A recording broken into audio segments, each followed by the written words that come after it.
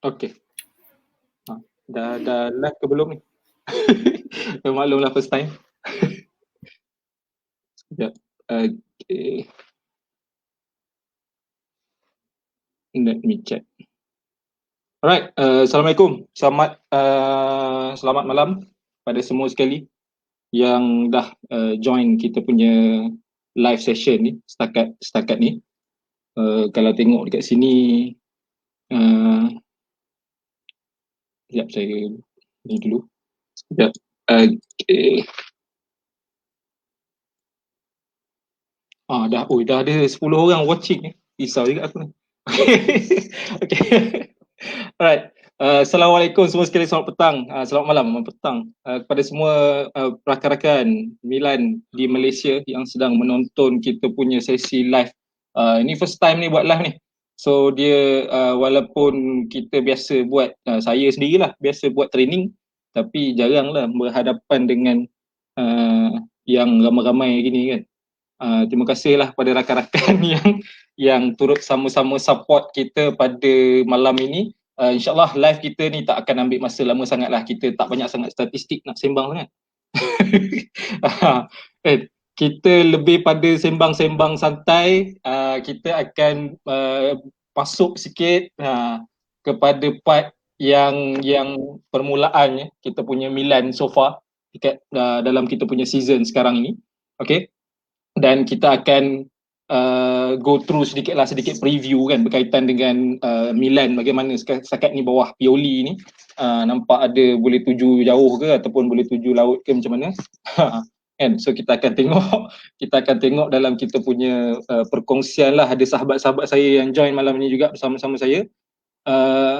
Of course lah korang tak kenal kan, so kena perkenalkan diri dululah. Okay, jadi kita orang ni sebenarnya sebahagian lah daripada belakang tabir yang biasanya menulis post-post dekat dalam page Milan Malaysia ni. Sebab 10 tahun dah rasanya yang macam prestasi tak berapa nak menyela sangat kan, so nak muncul tunjuk muka malas. So bila macam tengah mantap ni kan, semangat pula nak tunjuk muka kan. So kita akan berkenalan dulu dengan sahabat-sahabat yang lain sebelum kita patah balik ke saya lah, sebab orang tak perlu kenal saya pun. Yang rakan-rakan yang lain ni yang hebat-hebat belaka ni. Okay, jadi minta tolong kita perkenalkan diri masing-masing lah. Okay, saya start dengan saya dulu lah. Saya actually nama Dian lah. Dian senang sebab mesra sikit lah orang kata.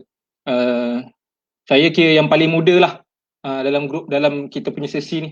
Yang lain-lain tu nampak gaya semua dah nak keluar EPF. Saya baru masuk 30. Okay.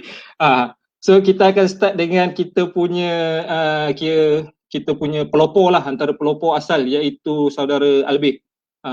So silakan saudara Albir, kenalkan diri sikit. Okay, bismillahirrahmanirrahim. Assalamualaikum, selamat malam semua. Saya Albir, tapi biasa kawan-kawan panggil Don Albir lah. Bukan founder lah, saya boleh dikirakan co-founder lah, bersama rakan yang di bawah tu yang tengah senyum-senyum tu. Nama dia Sufian, panggil Billy. Saya kenalkan dia untuk kawan-kawan. So okay lah, kita berkenalan dulu dengan yang lain lah. Selamat berkenalan semua. Alright, thank you saudara Albir situ, ataupun Don lah kot. Nak kata nama panggilan mesra bunyi macam ganas. Kan? Lalu Don ni something pakai. Okay, alright. Alright, seterusnya tadi sudah diperkenalkan sedikit oleh Don tadi, iaitu Billy. So tolong perkenalkan diri juga, Billy. Sementara. Okay, Assalamualaikum, selamat malam. Terima kasih semua yang join live dekat Facebook Milan Malaysia. Okay, saya tadi Don dah perkenalkan, saya Sufian, ataupun dalam kalangan Milan Malaysia lebih mesra dengan panggilan Billy. Ya, saya dengan Don sama-sama lah yang mengasaskan Milan Malaysia. Sekian. Okay. Alright, thank you saudara Billy. Okay, yang seterusnya kita ambil tu rambut panjang kan, sekali pandang macam Nesta. Okey, okey. Saudara Fawaz yang berada uh, di rumah dengan banner beliau belakang tu. Tadi dia sempat lari ambil sekejap nak tayang banner tu. So minta kenalkan diri. Okey. Okey, bismillahirrahmanirrahim. Assalamualaikum warahmatullahi wabarakatuh. Saya Ahmad Fawaz. Biasa kawan-kawan panggil Fawaz lah. Okay, kadang-kadang geng-geng yang rapat tu panggil Dok pun ada juga. Mana-mana boleh. Okey. Okay, thank you Dok Fawaz. So untuk rakan-rakan Milan yang lain-lain kan, yang sedang menonton kan, jangan tak tahu. Kita punya saudara Fawaz ni dia sebenarnya merupakan seorang pensyarah. So kira rare lah, sebab biasa golongan pensyarah ni tengok EPL. So so kita ada pensyarah yang menonton Serie A kan. So kira rare lah. Okay, yang last sekali kita punya admin yang ditemani malam mencari kesyahduan saudara Hafiz yang merupakan seperti saya jugalah antara yang yang masuk generasi seterusnya lah. Okay, minta perkenalkan diri Cik Hafiz.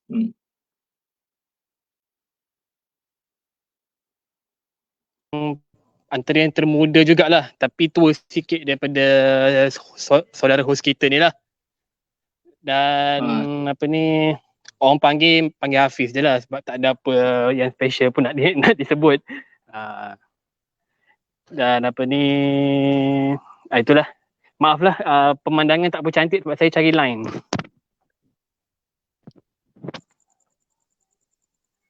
Alright, thank you saudara Hafiz. Okay. Tadi kita dah start sedikit pengenalan orang kata tak usah sembang sejarah sangat, nanti kita orang kata banyak terlalu susah nak move on kan orang kata kan. Jadi kita akan terus masuk kita punya orang kata apa kebangkitan lah. Nak kata bangkit pun belum habis lagi, tak berapa nak bangkit sangat, tapi tanda-tanda tu dah ada dah. Kita nampak beberapa siri perlawanan kan. Kalau tengok sekarang ni pun kita dah berapa game lah. Maaf lah tak sempat copy statistik sebab ni sesi sembang berapi je kan. So rasa dah 20 lebih lah game Liga yang kita tak ada kekalahan. Jadi dan kalau ikut pula kita last 17 game last 17 game Milan kita score at least 2 gol dalam setiap perlawanan tersebut. So halangan dia yang untuk game ke-18 ni besar pula tu kan. Bukan calang-calang, iaitu juara bertahan. Okey. Dan kita akan tengok satu persatu lah, tapi sebelum itu mungkin kita minta pandangan dululah daripada rakan-rakan yang ada kat kita ini. Okey, untuk yang ada pada malam ini untuk membincangkanlah dekat mana sebenarnya last tahun-tahun terakhir Berlusconi dan juga 2 tahun yang di bawah Yong Hong Lee tu kan. Daripada situ, bagaimana daripada titik kat situ kita boleh macam kembali baliklah nampak ada sinar ni. Mungkin kita boleh mulakan dengan Cik Fawaz dulu kot saya rasa. Sebelum kita pergi kepada ahli-ahli panel yang lain tu. Okey, kalau kita nak tengok pada titik perubahan atau apa yang telah terjadi kan, mungkin kalau nak diperhalusi daripada zaman penghujung Berlusconi masuk ke pengurus manajemen daripada China, antara perbezaan yang paling besar yang direzekikan kepada Pioli dan pengurusan terkini bawah Maldini dan sekarang ni, antara lainnya ialah ada masa yang diberikan pada mereka. Masa ni agak pelik sikit sebab bukan sesuatu yang dirancang, tapi ialah hasil takdir Allah, iaitu apabila terjadinya pandemik COVID-19. Yang kita tengok ketika Itali ada lockdown dan pemain-pemain Milan ni macam diberikan masa untuk bersama dengan Pioli, mengenali satu sama lain juga, dan seolah-olah mereka lebih mesra, lebih selesa untuk bermain. Ini fakta yang mungkin nampak remeh, tapi kalau kita tengok pada generasi muda, dan pemain Milan ni kita tahu kan ramai muda kan, kita tengok generasi muda, mereka perlukan keberanian untuk berada di satu platform tertentu. Mereka perlukan galakan, sokongan, dan sekarang mereka seolah-olah dah temukan benda ni bersama-sama dengan kawan-kawan. So keyakinan tu dah ada, Dan mungkin juga rezeki masa untuk Pioli mengubah dan mengatur strategi, tengok di mana kelemahan. Kalau kita ingat lagi sebelum COVID tu, sebelum terjadinya lockdown, rasanya masih lain terasa pedih dibelasah oleh Atalanta kan. Dan kita tengok macam mana selepas tu Pioli menyusun atur strategi dan formasi, dan main management Pioli pun satu peningkatan yang sangat ketara dan menggembirakan lah. So takdir Allah kot kalau kita nak kata, iaitu kita diberikan satu masa rehat melalui pandemik COVID-19 ni. Itu antara lain lah yang saya dapat perhatikan. Mungkin start petik kawan-kawan. Kita boleh tengok pendapat kawan lain pula. Don kot. Kalau ada yang lain boleh kongsilah. Kalau saya mungkin rasa macam mungkin Pioli ni masa lockdown tu mungkin dapat mimpi kot. Ada orang tunjukkan jalan. Okey. Untuk kita lebih orang kata apa, lebih kalau nampak kan saya tak nak bincang soal taktik lah. Kita tak nak bincang soal taktik.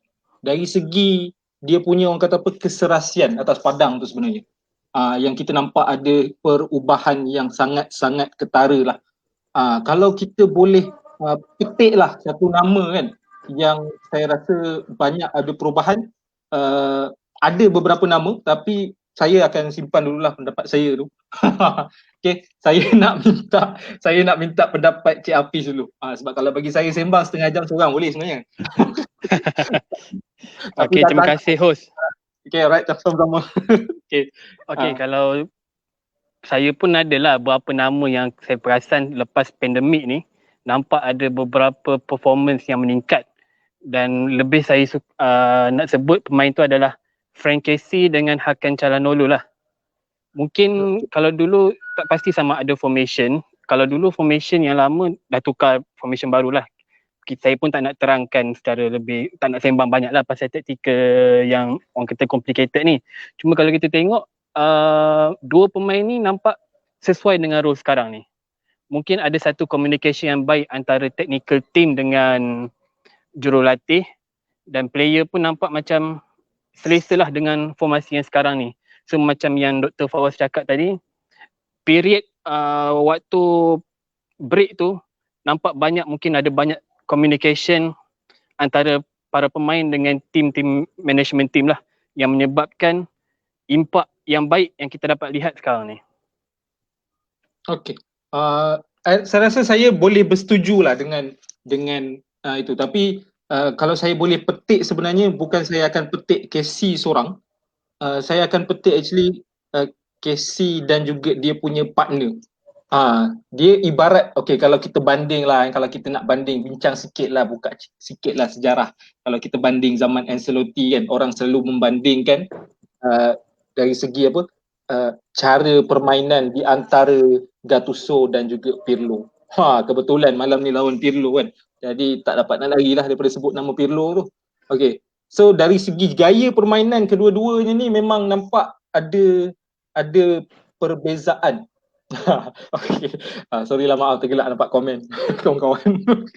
Okay, dan kalau kita tengok yang Ismail Bennacer dan juga Frank Casey, dia saling melengkapi di antara satu sama lain, which is bertambah lagi dia punya nampak dia punya hasil itu seperti mana yang disebutkan oleh Dr. Fawaz tadi, disebabkan mungkin tempoh COVID, mungkin ada masa untuk orang kata apa, bergaul lah kan, lebih serasi dan memahami antara satu sama lain. Okay, kita juga actually dapat beberapa komen daripada Facebook ni kan. Kita nampak kat sini kita kata ada yang disebabkan oleh apa, peranan analis, macam yang disebutkan oleh Dr. Fawaz tadi kan. Mungkin semasa tempoh COVID itu kita banyak buat pelbagai senario untuk memperbaiki taktik berdasarkan apa benda yang telah kita buat selama ni yang tak menjadi tu kan. Mungkin lepas itu menjadi pula kan lepas tu kan. Okay. Dan selain daripada itu juga ada yang mengatakan scout. Saya kalau boleh tanya pada Don. Apa peranan scout ni? Nampak sebenarnya scout ni banyak dia bekerja dengan Maldini kan. Bagaimana setakat ni nampak dia punya keberkesanan player-player yang dia bawa masuk tu? Okay. Untuk scout ni, kalau kita tengok daripada zaman Berlusconi sendiri, masa Berlusconi dan Galliani menjaga Milan, Galliani yang taking care of semua scout yang diorang hantar kat Europe ni. Cuma fokus mereka adalah siapa yang boleh main dalam shape dan DNA Milan. Bila masuk era baru selepas Berlusconi, kalau kita tengok semasa permulaan Chinese punya konsortium take over, dia ada menghadapi sedikit masalah kerana mereka mencari pemain yang nak main Milan kerana duit yang ditawarkan ataupun gaji yang ditawarkan. Tapi DNA tu mereka lupa. Mereka rasa mereka boleh build. Itu pendapat saya lah. Kemudian kembali pula pada zaman awal selepas tu Boban dan Maldini, mereka reinstate balik DNA Milan tu. Tapi mereka struggle untuk mencari young players, sedangkan ini masalah yang sama yang lama masa era Milan sebelum ni. Kita ada aging squad. Bila kita ada aging squad, bila kita dah sampai ke satu level yang kita dah penuh kemasyhuran lah, kita menang, kita di Europa League pun kita adalah orang yang adalah orang yang memang tim yang kuat, sukar dikalahkan. So apabila kembali semula zaman merudum tu, kita struggle balik. So pendapat saya ataupun pandangan saya mengenai Milan ketika ini, mereka kembali. Bila Gazidis kembali, kita tahu Gazidis dengan filosofinya yang memang suka young players. Dia lebih marketing daripada, dan dia lebih suka menjungkil bakat baru. Kita nampak young players diberikan peluang. Pemain-pemain muda ni naik. Confident level mereka pun meningkat. So saya rasa peranan scout sekarang nampak macam mereka lebih ke arah, kalau kita tengok pun untuk winter transfer kali ini, kita menghala kepada Liga Perancis sebenarnya. Kita mencari 2-3 bakat yang memang rare. Kita sendiri pun kena tengok YouTube untuk cari player ni siapa.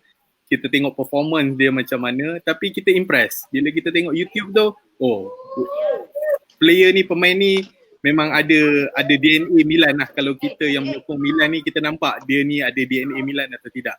Tapi persoalan yang buat video tu orang Milan tu, dia tayang yang cantik-cantik je. Mungkin itu possible. Tapi yang penting kita pun nak tahulah sama ada dengan scouting talent Europe kita mencari player di sana, adakah kita punya Primavera ni yang bawah-bawah ni akan mendapat peluang yang sama juga. Kalau kita tengok di awalnya, Colombo, Maldini sering dihantar untuk mendapatkan minit permainan. Tapi lately kita tak nampak perkara itu terjadi. Mungkin sebab tactical ataupun mungkin sebab kita memang selesa lah. Fitness level player squad utama kita memang dah ada di tahap yang mereka boleh bermain 180 minit instead of 90 minit. Cuma untuk menjawab soalan scouting tu, saya rasa scouting ni kembali kepada asas. Mereka mencari pemain yang boleh bermain dengan DNA Milan. Mungkin ada tambahan daripada orang lain. Terima kasih. Saya rasa saya boleh bersetuju dengan kenyataan tu sebab kalau kita tengok maaf di hujung-hujung era Berlusconi kita dah tak ada duit lah time tu. Mudah kata tak ada duit lah. Dan kalau kita tengok dia struggle nak kembali balik, dia cuba mencari instant success tu dengan ambil player-player yang dah orang kata apa tak ada apalah yang boleh di-offerkan lagi kan. Jadi kita nampak kita kali ni even under 2 tahun di bawah Chinese Consortium pun actually kita tidak ada ada direction sebenarnya. Dan kalau tengok kita terpaksa ubah taktik disebabkan kita membeli seorang pemain yang konon-konon ketika itu available dan seorang leader lah kan. Tapi akhirnya kita tahu dia kembali balik ke asalnya dan malam ini akan berhadapan dengan kita lah kan dalam perlawanan yang akan datang ni. Okay, saya tertarik dengan komen yang saya display kan. Dia kata kita dalam Eropah lah, kita ada pemain dengan purata umur yang paling muda sekali lah dalam kita punya squad sekarang ni. Okay. Dan tapi tanpa kita sedar kita ada dua orang lah, bagi saya dua orang leader kita akan bercakap pasal leader sebab dalam komen ni dia sebut nama Zlatan. Jadi saya nak tambah seorang lagi iaitu Simon Kjær lah kan. Kalau kita tengok peranan dan impact kedua-dua pemain ini dari segi orang kata apa membentuk mental resilient ketahanan mental yang baik. Dan bayangkan I think last month ke last bulan 11 macam tu yang kita comeback daripada ketinggalan dan untuk kita seri walaupun kita seri tapi kalau kita sebut 3 tahun lepas kalau dah ketinggalan tu kira dah memang tutup TV lah. Kalah lah. Kita tutup TV lah kan. So sekarang ini peranan pemain-pemain senior, lebih-lebih lagi dua orang yang saya sebutkan itu. Mungkin boleh tanya Billy kot. Kalau pelan asal dia, saya tak nak bertanya banyak sangat ke dia. Takut nanti dia nak jual baju. Tapi kita tanya pada Billy.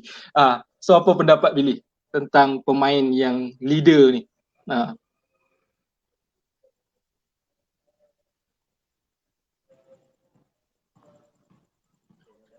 Kemudian, okay, itulah.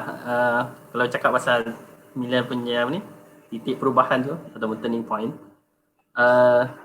Sebab Milan ni squad dia squad muda. Jadi muda dan berbakat.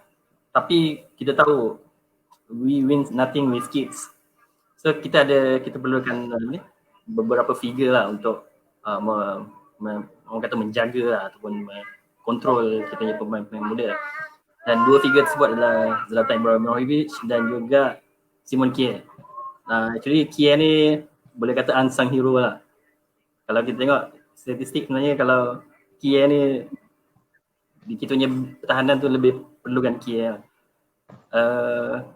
Dan bukan kalau kita tengok walaupun beberapa game Zlatan dan juga Kjær tak ada dalam kita di atas padang, tapi sebenarnya diorang punya figure di dalam ni persalinan lah atau dressing room off the field itu sebenarnya pun bagi saya memainkan peranan jugalah. So bagi saya dua-dua figure ni memang sangat membantu untuk membentuk semua pemain-pemain muda untuk suit dengan Milan punya DNA permainan. Okay, so kau sekian terima kasih macam nak habis. Okay, alright. Kita dah dapat beberapa komen sebenarnya. Kalau you guys boleh tengok ada dekat Facebook kita nampak ada yang kata Tonali flop of the season, tak ada apa hasil pun, sembang lah idola Gattuso lah apa ke semua kan. Tapi okay, pendapat peribadi lah saya sendiri, Tonali dia datang daripada Brescia tau, dan Brescia ni team relegation lah, dan kita nampak perbezaan dia punya expectation tu actually berbeza bila dia masuk ke Milan. Okay, dan dia juga masuk ke Milan untuk memecahkan gandingan yang penuh keserasian di antara Kessie dan Ismail Bennacer tadi. Jadi itu bukan satu tugas yang mudah, especially datang daripada kelab yang tersingkir. Dan kalau kita tengok juga satu lagi, Tonali dia tidak menyerupai Ismail Bennacer ataupun tidak menyerupai Kessie. Dia actually adalah lebih pada blended between the two. Dan juga kalau kita tengok dari segi tactical setup dekat Brescia, Tonali bermain dalam formasi yang menggunakan midfield trio 3 kan. Kalau di Milan kita lebih bermain pada midfield double pivot, okay, yang menggunakan dua tenaga daripada dua orang midfielder center, dan kita atas ada kita punya pemain yang lebih free roam lah, iaitu kita punya Hakan Çalhanoğlu. Okay, alright. So sekarang ini kita tengok Hakan Çalhanoğlu. Tadi Kessie ada Kessie pula. Kessie mana ada dalam sesi? Hafiz. dia ada sebut pasal dia punya kebangkitan player yang dia rasakan kan adalah Kessie dan juga Hakan. Mungkin saya akan tanyakan pada dia lah. Mungkin dia yang personally saya rasa Hakan masih lagi boleh achieve something more lah sebenarnya. Tapi mungkin Hafiz dia ada pendapat dia sendiri. Dan even last month pun Hakan Çalhanoğlu actually dia dapat player of the month untuk Serie A. Mungkin Hafiz boleh bagikan sedikit komen berkenaan dengan itu. Okay, kalau komen saya pasal Hakan dengan Casey ni, kalau ikutkan macam yang host cakap tadi, Dian cakap tadi, yang apa ni, Ben Nasir pun ada improvement. Cuma kalau tengok pada season-season sebelum ni, setengah fan Milan, paling kecam antaranya Hakan dengan Casey lah. Rasa betul tak? Macam nampak kan, okay. Dari segi attacking tu nampak Hakan lebih selesa bermain dengan role dia sekarang. Bermain berbanding dengan yang sebelum-sebelum ni punya coach. Itulah yang saya dapat, sebab kalau ikut pun dia punya role dia sebelum ni lebih pada AMF, maknanya dia akan main tengah di belakang striker kalau tak salah saya lah pada game-game sebelum ni. Berbeza dengan yang masa formation 4-3-3 ni, dia banyak main pada bahagian wing.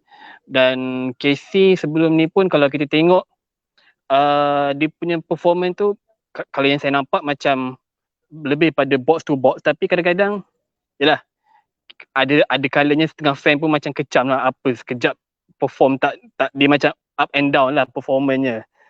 Asal Dian pun tahu kot.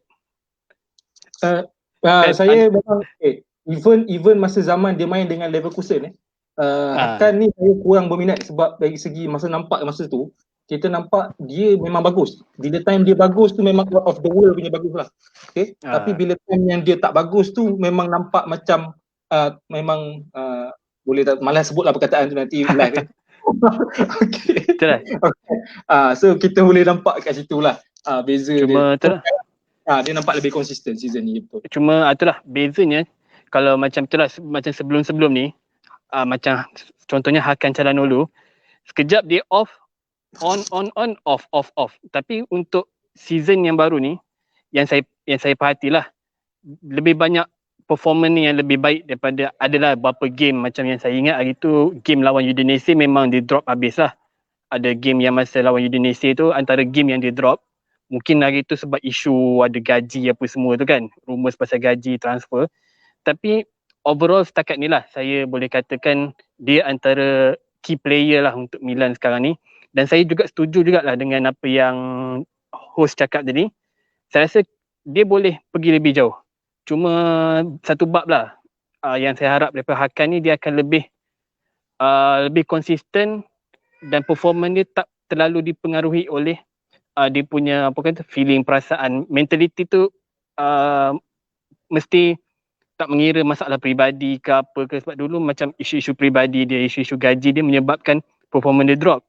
So macam yang Dian cakap tadi, dia sebenarnya boleh pergi jauh lagi, dan saya setujulah. Dan saya harap kalau untuk next game nanti dia akan boleh perform dengan lebih baik lah. Berkenaan Casey tu yang saya nampak, dia nampak untuk kali ni role yang diberikan oleh Pioli tu adalah role yang bersesuaian dengan dia lah setakat ni. Sebab tu yang saya nampak dua player ni yang suatu masa dulu orang kata performanya up and down, pada season kali ni dan ataupun selepas liga start semula, ada improvement yang ketara lah berbanding dengan previous season. Okay, saya rasa mungkin nampaklah perbezaan dia dekat situ kan, dari segi persembahan. Okay, kita berbalik-baliklah kepada perlawanan yang seterusnya ni kan, Milan menentang Juventus. Krisis kecederaan COVID yang melanda baru-baru ni, bukan baru-baru ni lah, baru setengah jam sebelum live ni. Tak tutup lagi news kat tab tu. Kan? Krunic dan Rebic out of the game sebab dapati positif COVID-19. So, Dok Fawaz, siapa pemain yang boleh step up untuk melengkapkan kesebelasan utama kita punya squad malam ini? Okey, ini soalan yang susah sebab kita tak praktis soalan ni sebenarnya. Okey, tak apa, saya cuba jawab. Okey. Pertama sekali, kalau kita kenangkan balik, Krunic ni memang pilihan yang terakhir untuk posisi tengah. Tapi kita menghadapi masalah ni dengan lepas Benasir injured dan Tonali pula melakukan kekasaran yang mungkin boleh dielakkan lah, kita kata, dalam perlawanan sebelum ni. Jadi dan Krunic ni kita sendiri pun dah sebenarnya asalnya anggap dia sebagai satu liability. Jadi ironik di sini ialah kita mencari pengganti kepada seorang liability. Okay. Dan yang lebih ironik, sepanjang tempoh pembelian pemain, kita tak ada pemain pun untuk gantikan dia. Dan maka memang akan ada perubahan. Saya secara peribadi berpendapat dan ni mentaliti Itali lah. Kemungkinan besarnya Pioli akan meletakkan Hakan untuk bermain di posisi Krunic dan meletakkan Diaz menggantikan Hakan di hadapan. Bukan saya. Diaz okay. Diaz. Okay. Tapi itu langkah yang kita tahu berisiko sebab di sebalik pujian-pujian yang dihamburkan pada Diaz, kebanyakan prestasi dia yang terbaik nampaknya disimpan di Europa League. Di Liga belum berapa nak menjadi lagi. Kita harapkan sesuatu yang berbeza lah. Dan nak bayangkan Diaz tu berhadapan dengan Bonucci dan Chiellini, wow, agak mencabar juga. Okay, even Demiral pun physically strong actually. Betul. Juventus adalah satu lambang Itali yang kita kata ortodoks lah, cara pertahanan dia dengan deep defending dia yang mana tak sama dengan bola sepak moden, tapi mereka berjaya dengan sistem tu sekian lama dan mereka mengekalkan dia. Dan untuk pemain yang perlukan ruang nak bergerak daripada Diaz, daripada kemungkinan Rebic akan digantikan oleh Hauge lah. Dan Hauge pun kita tengok di prestasi terbaik dia banyakkannya di Europa League. Jadi kat sini cabaran dia lah.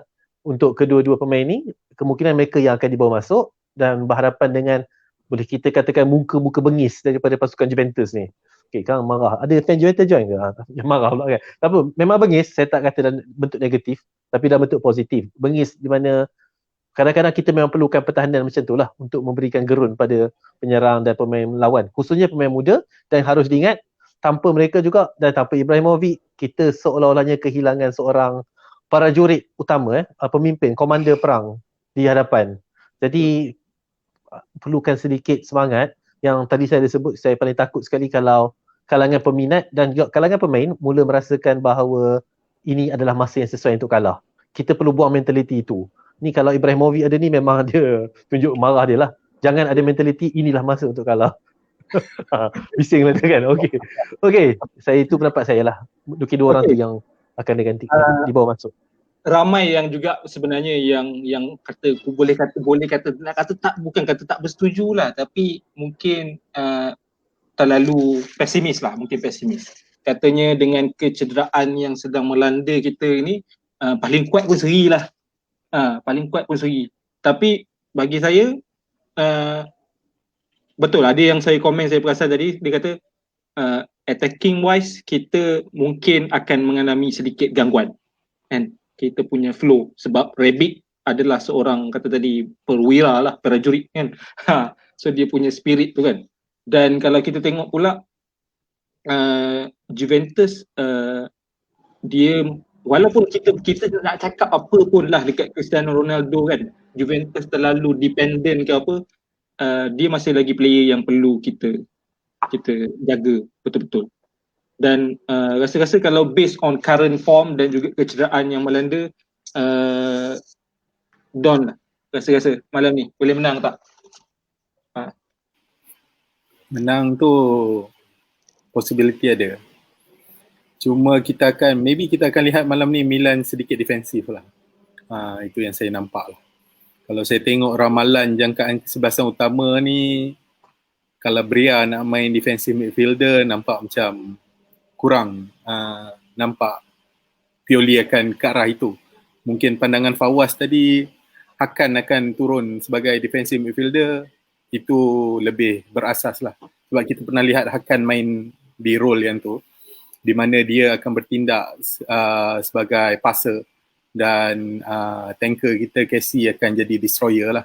Kat situ kita akan nampak peranan lah. Sekiranya betul malam ni akan berlaku macam tu. Tapi saya tertarik kalau Dalot bermain midfield lah malam ni. So maknanya instead of Samu start, Dalot akan naik ke wing kanan tempat Saelemaekers. Tu nampak menarik sebab Dalot ada capability untuk attacking. Dan dia akan boleh bantu Calabria bila defending lah. So untuk di sebelah tengah ni, Diaz ni mungkin makanan mudah Bonucci lah. Kita tak nampak kita boleh penetrate dari tengah. Cuma di kiri mungkin kita ada Hauge, dia orang yang unpredictable, masih lagi dalam senarai pemain dalam Serie A ni. Kita kalau tengok defender ni, kebanyakan tim dia tengok pattern. dia familiar dengan role player tu, macam mana dia lari, dia akan marking ikut orang tu punya discomfort area lah. So maknanya mereka lebih bermain secara begitu dan mereka akan throw 2-3 hard tackles dulu untuk bagi unsettle player. Tapi saya nampak kalau malam ni nak kata Milan mungkin kalah, saya rasa Juve pun ada masalah mereka sendiri. Midfielder mereka pun masih belum settle down. Kalau kita tengok McKennie dengan Ramsey tu masih lagi cari keserasian. So kita ada peluang, mereka juga ada peluang. Cuma saya nampak malam ni Simonja akan jadi sleeping partner Ronaldo lah. Dia akan follow di mana saja anda berada lah. Itu saya nampak dia akan unsettle.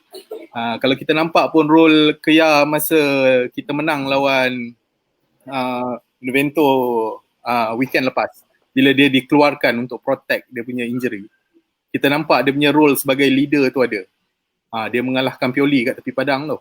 So dia beri instruction kepada Kalulu macam mana nak defend, kat mana nak duduk, kat mana nak. So kita nampak kita ada harapan lah kat situ. So kalau tanya saya, prediction malam ni, Milan boleh menang, Milan boleh menang. Berapa skor saya tak berani sebab saya tak buka agensi perjudian lagi lah. So mungkin 1-0 pun alhamdulillah boleh sujud syukur. Tapi kalau sebaliknya mungkin half time pun kita nampak kemerosotan viewer rating lah untuk second half.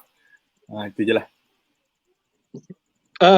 Kalau last time kita jumpa Juventus 4-2, itu pun kira bagi tu merasa tu meremang jugalah. 2-0 ketinggalan. Lepas tu comeback. Tapi masa tu ada Zlatan Ibrahimovic, ada Rebic masa tu. So malam ni leader atas padang kita ada Kia. Tapi kalau tengok pun defensive performance yang baik akan menjamin kita untuk susah kalah. Tetapi tanpa attacking yang bagus, kita akan tak boleh menang lah. Kalau tak score goal macam nak menang.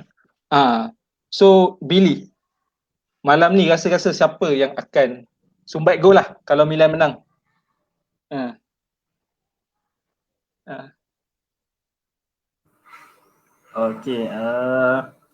Itulah dapat berita yang kurang baik sebentar tadi kan. Ni Rebic dengan Kronic lah, walaupun Kronic tu kita selalu tak apalah, tak harapan tinggi lah kan. Tapi sebab Tonali dengan Benassi tak ada ni, kita Kronic tu berguna juga lah. So prediction saya rasa optimis Milan boleh menang, skor 2-1. Tapi saya belum buka agensi ramalan lagi lah. Saya rasa memang harapan Theo lah yang biasa jadi kita punya hero untuk skor. Sebab attacking nampak kita agak timpang lah, kita punya attacking timpang. So harap Theo boleh buat goal magic lagi lah. Kalau kita tengok season ni actually banyak gol-gol kita dijaringkan oleh defender juga tahanan. Dan even kita punya rate of goal yang kita jaringkan melalui set piece pun dah meningkat. Tapi at the same time kita punya gol bolos melalui set piece pun meningkat juga. Jadi ada yang kata Wafi score gol Milan. Ini Wafi ni tak sekadar feelingan je lah budak Milan Squadra ni. Okay. Malam ni kalau tanya saya lah sebelum saya pergi kepada Doc dan juga Hafiz, tanya saya rasa tak akan bolos kita. Sebab attacking output Juventus actually datang daripada dia punya fullback, macam kita juga, dia punya aggressive of the fullback, dan dia kehilangan 2 fullback yang kalau boleh kita kata defensively memang Calabria is one of the best right back untuk musim ni kat Serie A. Defensif. Tapi attacking wise Cuadrado memang ada potensi. So dengan tiadanya Cuadrado dengan siapa nama mamat sebelah kiri Alexandro, kita kurang ada threat dekat situ. Jadi macam yang disebutkan mungkin Dalot boleh naik atas dan kita boleh overload the wing lah. Jadi saya rasa kita tak bolos. Nak skor tu susah sikit nak predict. Saya bersifat pesimis lah. Okay, nak skor tu tak jamin, tapi saya rasa kita tak bolos. Okay, so kira seri lah. Kira saya golongan-golongan yang pesimis lah. Okay, alright. Kita tanya pula pada dua orang kita yang terakhir ni. Dok, saya mulakan dengan Dok Fawaz dulu lah. Siapa yang akan menjuarai pertembungan malam ni?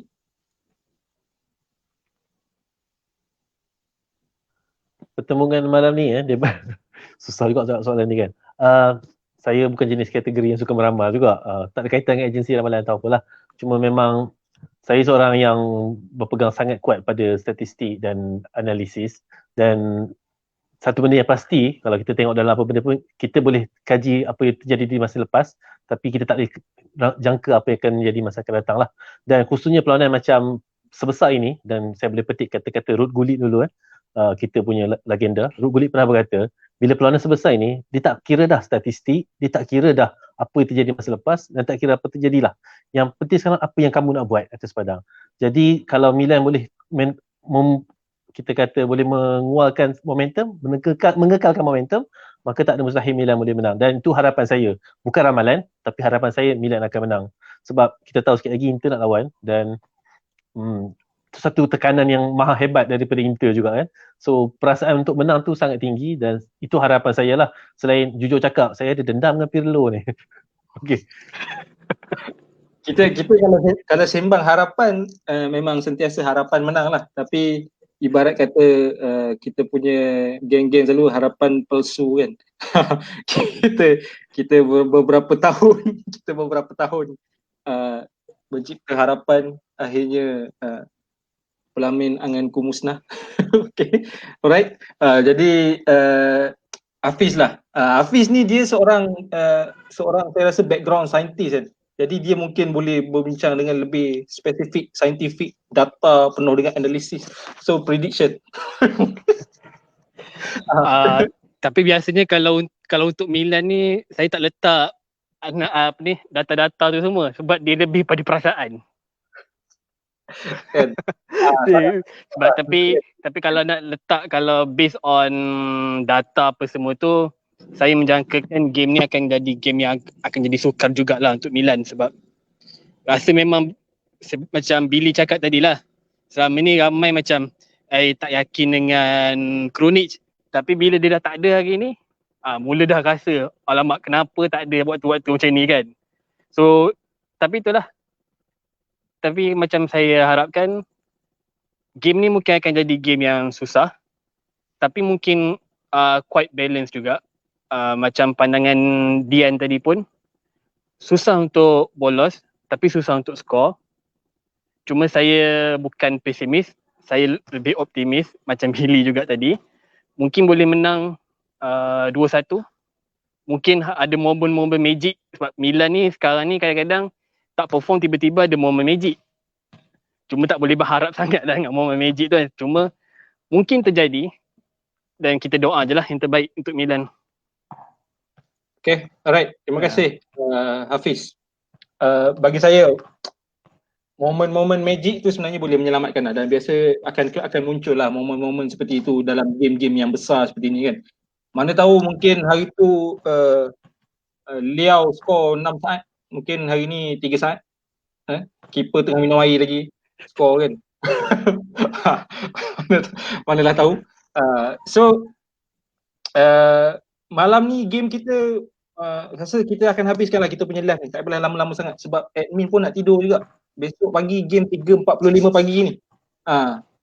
Okay. Tapi sebelum itulah, kalau kita boleh rumuskanlah kita punya sesi ni. Saya rasa okay, ni first time kita live. Jadi saya pun nak kata kalut lah, tapi orang kata jadi moderator ni patut dia yang moderate, tapi moderator yang lebih-lebih. Tak maaf lah sebab saya memang kerja buat training, jadi memang kerja bercakap macam lecturer jugalah kayaknya. Jadi memang kita kalau dah dapat cakap tu memang tak berhenti je lah. So kepada rakan-rakan yang masih lagi kekal bersama-sama kita, ada 92 orang ni, betul lah kita punya tema selalu, kita tak ramai tapi kita selalu ada. Okay. Kes 92 ni kita pencapaian lah. Belum sampai label-label ibu-ibu lagi lah, kita slow-slow kita start. So apa yang diharapkan perbincangan seperti ini dapat kita teruskan. Jadi kepada rakan-rakan yang ada dekat luar sana yang tengah join sesi live ni, kalau korang berminat juga sama-sama kita, boleh PM kita orang dekat Facebook tu bagi tahu, sebab kita orang kadang-kadang ada yang malu-malu nak muncul, kan, yang admin semua banyak yang malu-malu. Baik, saya tak tahu malu sangat. Okay. Okay, so kita mengharapkanlah daripada anda semua, semoga malam ini kita berjayalah memperoleh 3 mata dan merampas kembali kita punya kedudukan liga kita dan meneruskan juga kita punya rekod tanpa kalah lah dalam perlawanan liga setakat ni. Okay, di kesempatan ini juga kita nak mengucapkanlah semoga kepada semua rakan-rakan yang terlibat dengan situasi sekarang ni banjir yang sedang melanda di beberapa negeri di Malaysia, semoga anda semua dalam keadaan yang selamat dan sihat sentiasa. Okay, semoga dipermudahkan segala urusannya. Semoga orang kata apa, didoakan yang mudah-mudah ajalah. Okay, jaga diri dan lagi kita berhadapan dengan COVID juga. Itu pun satu lagi masalah. So dengan banjirnya, dengan COVID ni lagi, dengan cuaca hujannya lagi. Untuk di peringkat saya dah nak habis dah. So ada rakan-rakan lain yang nak sampaikan kata-kata yang terakhir sebelum kita berpisah?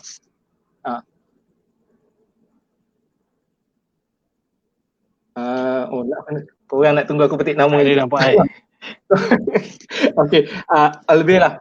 Nak tidur semuanya. Okay, last word Albir. Selamat untuk tidur lah, cuma jangan tak bangun lah. Pesan untuk diri sendiri lah, kadang-kadang terlajak juga. Dia macam tu. Sebab kita fikir besok kerja kan. Tapi tak apa, demi Milan Juve ni cuma satu lah, off the record. Kita ni lawan Juve ni jarang match tak fight. Kita akan cuba melawan juga. Dan kali ni kita kena, masih lagi macam panel yang lain, kita optimis kita mampu mencapai sesuatu. InsyaAllah kemenangan lah. Tapi itulah, sedikit ada kesukaran malam ni kerana kehilangan banyak pemain utama. Tapi kita yakin lah, mungkin kita mengharapkan Kessie dan Hakan dia bawa boot yang betul untuk long range shot, dan juga Theo akan bombarded the left wing lah bersama Hauger untuk kita mendapat sesuatu yang baik lah.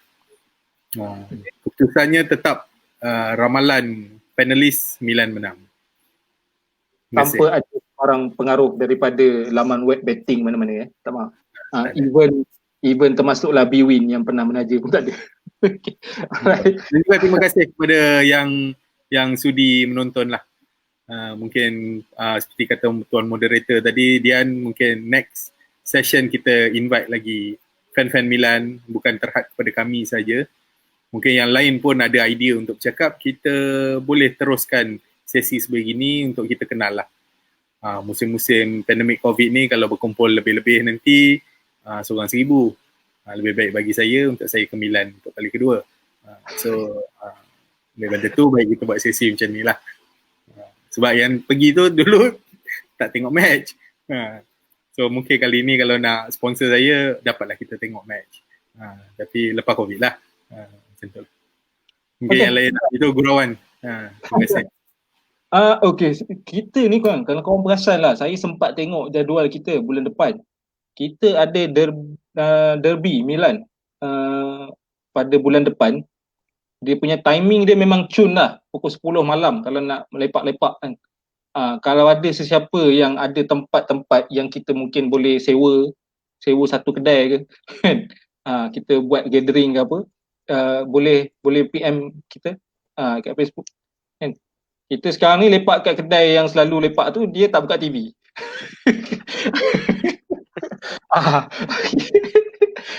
So yang ini kita nak cari kedai yang ada TV. Okey, ya Billy ataupun Doc ada lagi kata-kata terakhir ataupun Cik Hafiz sebelum kita menghabiskan sesi. Jika tidak ada, saya dah boleh settle lah kot. Kat sini. Rasa tadi yang sebut pasal 92 orang yang tengok tu kan, rasanya pada saya pencapaian yang baik jugalah untuk sesi live kita kali ni. Kan, kira Macam orang kata, wah, teruja jugalah dengar tu. semua seronok lah kan dengan 90 orang kan. Seronok. Ingatkan tak ada orang nak tengok ke apa, tapi itulah.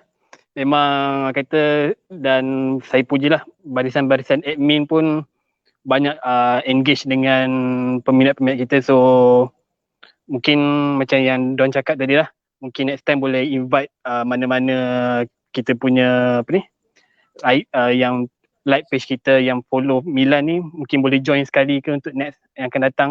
Mungkin ada buah fikiran yang lebih baik ke, lebih baik daripada saya sendiri ke. Okay, thank you sekali lagi kepada semua sekali juga. Ada tadi saya tayangkan post sementara selingan buat yang last ni. Ada yang tanya kenapa saya pakai topi, sebab biasa rambut panjang. Penjelasan ramai yang takut, tapi dah botak. Rambut belum berapa nak tumbuh.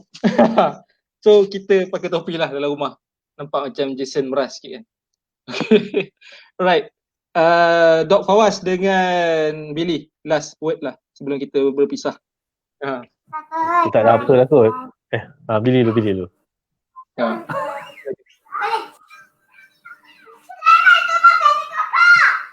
Jerit sikit Forza Milan tu, so yang belakang tu jerit.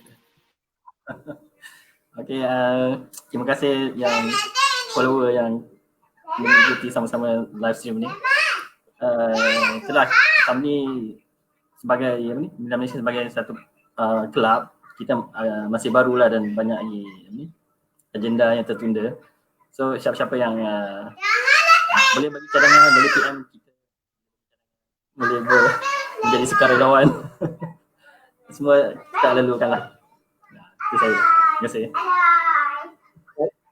Last word Fawaz akhiri sesi. Okey, juga terima kasih kepada semua yang sokong dalam sesi live ni, dan juga semua yang pernah sokong, pernah share, pernah like semua tulisan-tulisan kami di page FB Milan Malaysia. Kita bersatu bawah Milan dan kita semua orang-orang yang unik, sebab seperti yang disebut dan kita semua sedia maklum, tak ramai sebenarnya penyokong-penyokong Liga Itali atau lebih tepat Milan lah.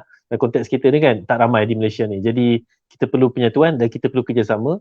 Dan mungkin masa depan kita cuba collaborate, berganding bahu dengan kawan-kawan daripada penyokong kelab, penyokong Juve atau Inter dan lain-lain lah, untuk menjadikan dia lebih hangat dan lebih meriah kan.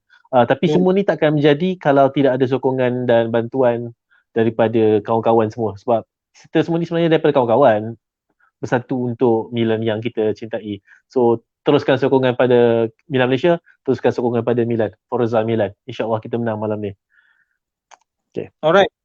Okay, kepada rakan-rakan yang lain semua sekali, sebelum kita berpisah, jangan lupa saksikan game perlawanan di antara Milan dengan Juventus di saluran Fox Sport. Saya tak tahu nak sebut nombor sebab Fox Sport je saya tahu. Okay, sebab saya biasa tengok pakai Unify TV. Kalau yang mana pakai Astro tu carilah Fox Sport 1 kan. Kalau Unify TV pun carilah Fox 1 juga. Okay, semoga kunci jam. Dah boleh tidur lah sekarang ni. Kita saja set timing pukul 10 tidur, cantik bangun 3.45. Lepas tu kita sama-sama menumbuk dinding, menjerit, menendang pintu, menyokong Milan malam ini. Forza Milan, kita sama-sama malam ni menyaksikan kebangkitan sebenar lah, insyaAllah. Okay, jumpa lagi semua. Terima kasih sekali lagi. Assalamualaikum, selamat malam, jaga diri, jaga SOP. Alhamdulillah, semoga dipermudahkan segala urusan. Assalamualaikum. Bye. Waalaikumsalam. Waalaikumsalam, selamat malam.